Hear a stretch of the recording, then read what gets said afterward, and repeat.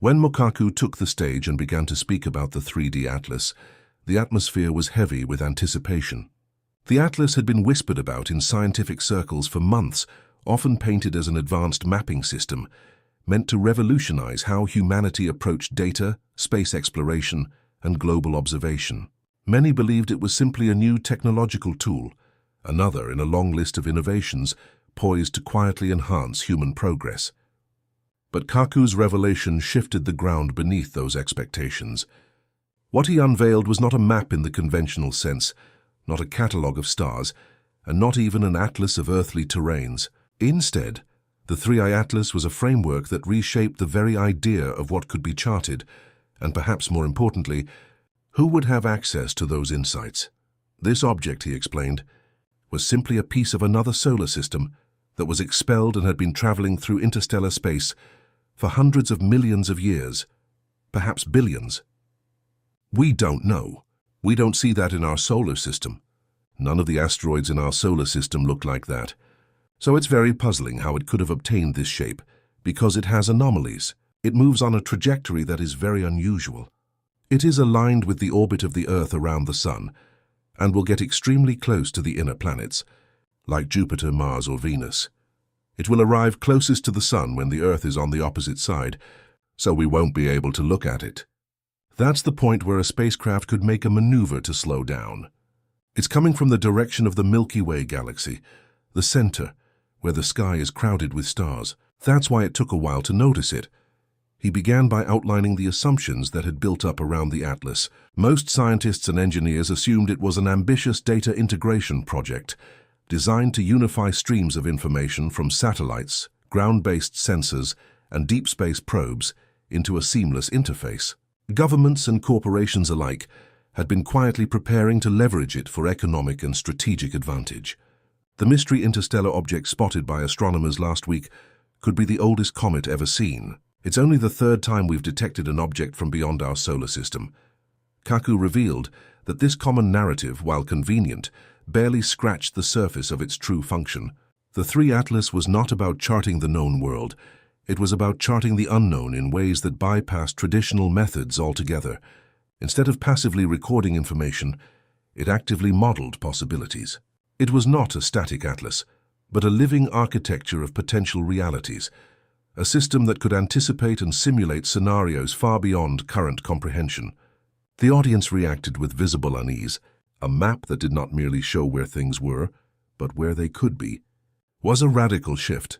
Kaku leaned into the implications, explaining that the 3I Atlas integrated 3 pillars: intelligence, imagination, and inference. Intelligence was the capacity to absorb staggering amounts of raw data from across the globe and cosmos. Imagination allowed it to construct hypotheses, not unlike the creative leaps humans make when faced with incomplete information. Inference was the final stage, where the system tested the plausibility of those hypotheses against physical and mathematical laws. The result was a self-correcting, adaptive atlas, not of places already fixed, but of possibilities unfolding. The implications were profound.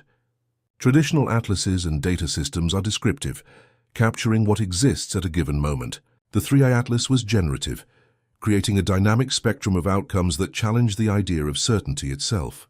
This meant predictions of environmental collapse or technological breakthroughs would no longer be vague projections, but fully fleshed-out models one could explore as if they were already real. Kaku made it clear this was not science fiction, but the natural consequence of accelerating computation and quantum-level modeling. Where others saw data points, the Atlas saw futures. One of the most startling aspects Kaku addressed was how the 3I Atlas blurred boundaries between science and philosophy. If humanity could explore a range of possible futures as though they were mapped terrains, the question of choice became central. Which path would be pursued, and who would decide? This was not simply a tool for scientists. It was an engine for civilization, one that could tilt the balance of geopolitics, economics, and even cultural identity. Kaku described it as standing before a library where every book represented a version of history yet to unfold. The danger was not in accessing this library, but in becoming beholden to it, letting its models dictate decisions rather than guide them. He drew attention to how the atlas could alter humanity's approach to climate change. Traditional models project likely outcomes based on emissions and feedback loops, but the atlas could present entire immersive scenarios, allowing leaders to walk through worlds devastated by inaction or worlds transformed by sustainable choices.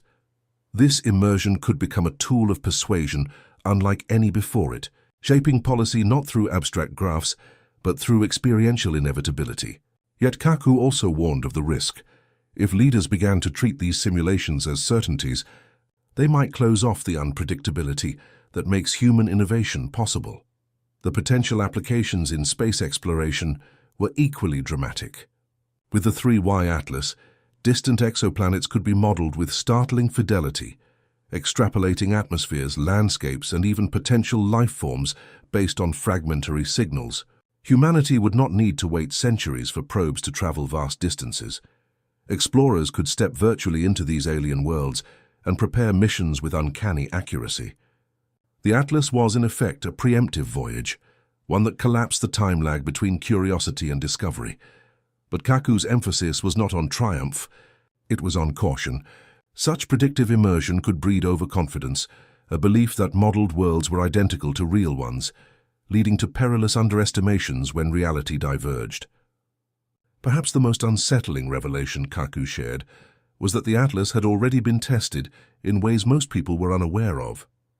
He described experiments where it simulated global economic shifts, predicting ripple effects with chilling precision. Entire strategies were altered based on its output. In some cases, nations quietly adjusted policy long before the public knew why. The Atlas had, in effect, begun shaping the present through its visions of the future. This confirmed that it was not just a scientific tool but a political force already influencing the course of events. Kaku's tone alternated between awe and warning. He reminded his listeners that every great leap in human capability, from the printing press to nuclear energy, came with unforeseen consequences. The 3 Atlas was no different, except that its scope extended into the fabric of possibility itself. By redefining what could be known and anticipated, it risked eroding the very spontaneity of human decision-making. If everything felt pre-mapped, would humanity still take risks, or would it retreat into the comfort of probability? He reflected on the cultural and existential dimensions. The Atlas's ability to model possible futures raised unsettling questions about free will.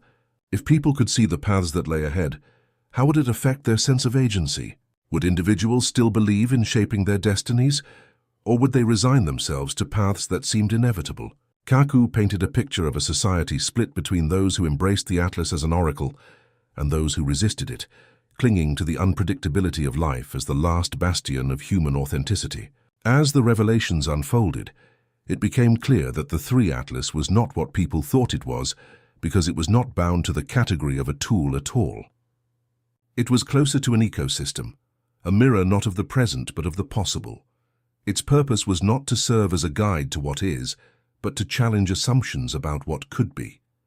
Kaku emphasized that humanity stood at a crossroads, with a choice to treat the Atlas as either a compass or a cage. Its transformative potential was undeniable, but so was its capacity to distort. The scientific community, he noted, was already divided. Some saw it as the dawn of a new era in predictive modeling, a leap toward solving crises that had eluded humanity for generations. Others feared it was the beginning of a new form of determinism, one that could entrench power among those who controlled access to its simulations.